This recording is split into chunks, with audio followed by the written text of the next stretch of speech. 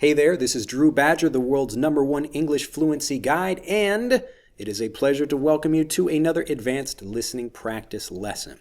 As always, at the beginning of this series or at the beginning of these videos, I like to say, if you are not used to the sound of my voice or if you are new to the channel, please go back and watch some of our older videos so you can get used to the sound of my voice, and that way you can just focus on improving your vocabulary, learning some new words and phrases with me as we go in and just talk about whatever in these faster video series episodes. So I will be speaking at faster than native speed, and if you're not ready for that, just go back and watch some of the previous videos first and then come back to these. But if you are ready, let's begin. Well, I want to talk about something that was actually, it's actually quite interesting. It came up fairly recently, and I thought, I was talking with a friend of mine talking about how to make EnglishAnyone.com better, as I'm always doing. I think a lot about that, how we can help you learn more effectively, thinking about lots of different words and phrases and new ideas that will, really just help you, in lots of different ways, not only just the English that you use, but also in your general life. And that's why I talk about psychology and philosophy and other different things that are, just great for well-being and having a more interesting life.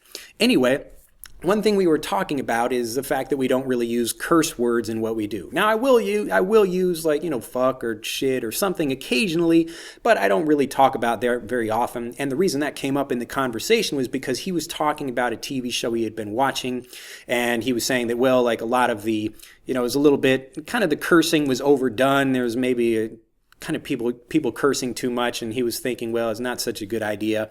And so we started to talk about what's like a good thing to share with your kids. Now, usually if you're watching a TV show or you're watching like a live broadcast, they have a 7-second delay so that someone can sit there with their finger on a button and hit like the beep, like little like beep sound or whatever.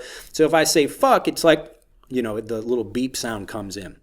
Now, for this channel, mostly adults are watching this. Little kids are probably not watching this channel. They'd rather be watching cartoons or some crazy stuff. But anyway, so we'll be talking about why in this video maybe we shouldn't be thinking about cursing the way we think about it now. So when just getting back to that conversation, we were talking about, is cursing a good idea? People should be maybe having like cursing in video games or cursing in TV shows or something like that. And in my opinion, I didn't think really cursing was that big of a deal. It doesn't really matter to me. I mean, I curse in my daily life, and we curse for effect. To do something for effect just means that we want to add emphasis, or we really want to say that something is, we really want to emphasize that thing, basically. So I could say, it's cold. But if I really want to say it's really cold, I say, man, it's fucking cold over here. It's fucking cold. Now, you'll hear this in movies and TV shows, and especially like movies, we have different ratings for these things because different audiences, or maybe like little kids maybe wouldn't want to hear fuck, or their parents wouldn't want them to hear fuck, so you wouldn't be watching the movie Frozen. It's like, let it go, fuck. You wouldn't see that in Frozen. But maybe like an adult version of Frozen. Maybe I should think about that, though. Maybe having like, let it go, fuck, it's like put that in there. Some people like cursing. Again, I don't really care about it so much. But anyway, so the interesting thing was we were talking about this in the conversation, and I was saying that, well, it's probably not such a good idea if cursing is in there, but I think it's probably actually a much better discussion if we talk about what's even worse than cursing as far as using words and language in front of kids. And so we started talking about the things that we say because he's going to be a father very soon, and I am a new father. Excuse me. So we were talking about, what words would we be saying, and would we curse in front of our own kids and things like that? Because I have done that on occasion, and you kind of stop yourself. You change the way you speak, or you try to censor yourself. To censor something just means you're trying to stop it or to make sure you're not doing that thing. But I try to censor my speech a little bit around my new daughter. So she is starting to hear things. She's not at that age where she's copying things. And this is a really interesting thing about kids, too. They seem to learn curse words faster than anything else. So whenever you say, fuck, oops, then the child hears like, oh, like that's a good word. I should probably learn that one. But if you just say, it's fucking cold over here, the child probably wouldn't care very much about it anyway. Anyway. Excuse me, I'm kind of coming down with something, kind of like getting a little bit of cold over here. It's quite cold in Nagasaki, and I've been doing like a lot of videos, a lot of recordings for a lot of the things we'll be producing in the future, and so it's wearing on my throat, I guess. I need like a lozenge, like a throat candy or something. Anyway, I always get sidetracked. I'm getting sidetracked by being sidetracked in this video, but I hope it's not too confusing for you. But it's fun to, this is my kind of stream of consciousness. This is the way my mind works. I start talking about one thing and then I start thinking about this, but hopefully I come back to the original thing, and that's what I'll try to do right now, so I apologize.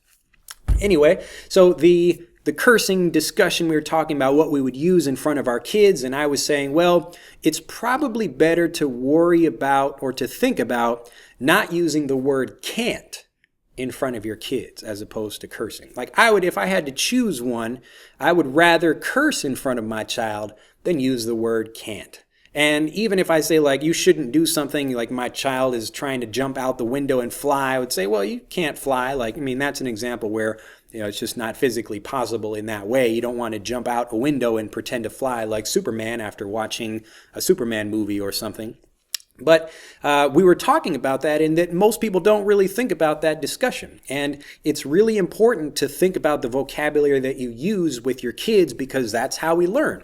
So the things that you don't learn in school, like, obviously people learn about math and science and other things like that, but a lot of things that aren't taught in school, and money is a big part of that. So you don't learn about financial literacy, so learning how to understand money and banking and business, that kind of things, those just aren't taught in school, and at least not most schools anyway, like typical school. So you learn reading and writing and how to spell words and how to like say yes or no, how to answer questions and write essays, but you learn very little about money and finance in school. And the reason is that people don't really want you to know a lot about money, because if you did, you would not become a competent like employee that just understands how to like take orders and do things like that. So it is kind of a separate discussion about the education system in general. And there are different schools and different education systems, but broadly, and I'm speaking more about America because I just know more about that, but American schools are designed to create American employees. So other people that they work for companies. So that's why people go into school and they learn to do well and follow orders and go get a job. And so that's what they do. Now, part of the reason I do what I do is because I maybe didn't do so well in school. And I was thinking like, well, fuck school. I mean, I wanted to do well, but I didn't really enjoy school. I enjoyed college. College was fun.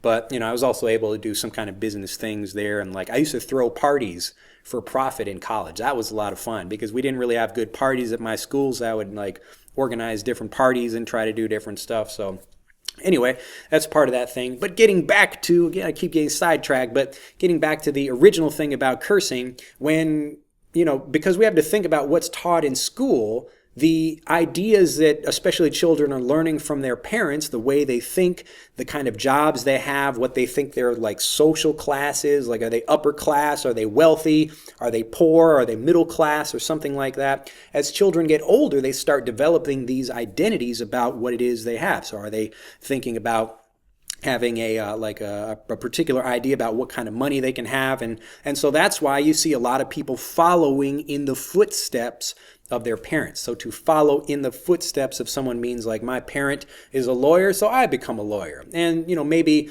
you don't have such a strong interest in that. Maybe you do, but, you'll try to do the same thing they're doing because your parent talks a lot about law at home. And so they talk about this thing. And so the child also learns about law and they decide, well, maybe I should do law too. Or it's a doctor who has a child that becomes a doctor, that kind of thing. So since a lot of people teach the kind of thing and even if you're not like teaching about medicine to your child, you talk about things at home and you behave in a certain way.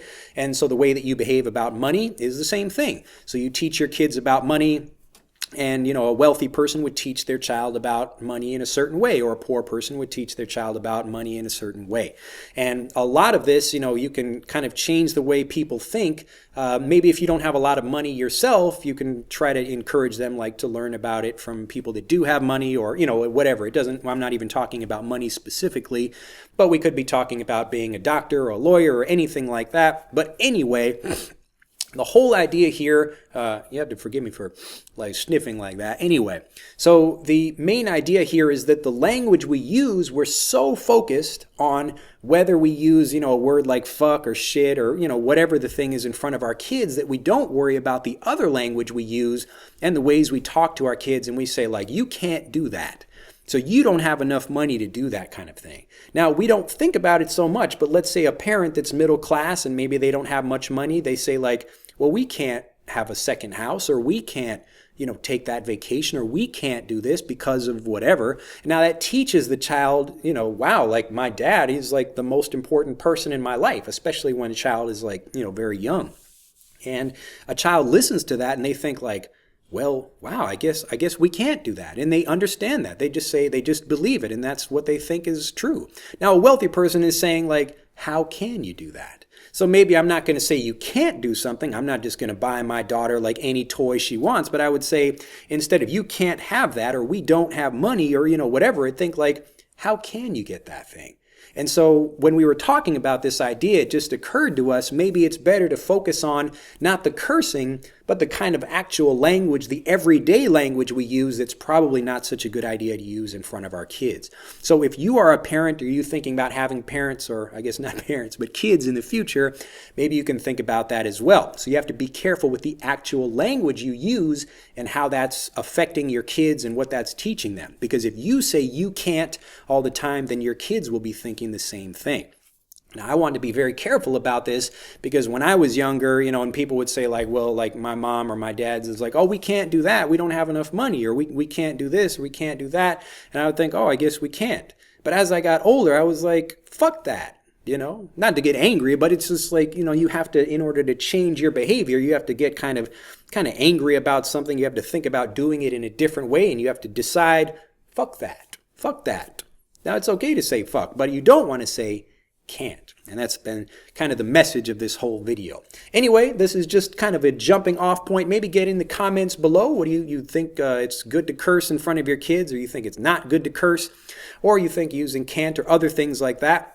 Or maybe you can even describe particular situations from your own life where your parents, said something like that. And this might be applicable to you, or you could apply it to your own life if you have a situation where, maybe your parents are saying you can do this or you can't do that, or, something like that. So it could be both, good and bad. Usually the students or the young children, or, whatever the case is, the people that get the support and the good language from their parents are the ones that grow up to be successful much more easily. So if I always tell my child, yeah, you can do it. You can do anything you want. You can do this. And I say, how can you do it? So even if you don't know how something will happen, in the same way I talk to my learners, so all the people, so I am an English fluency guide for many people around the world. And when I talk to them, I kind of start with this, the psychology. The most important part is thinking that you can do something. So you have to believe that you can do something, and then you don't worry about how exactly it will happen. You just think about the goal you want, and then you start working towards that thing.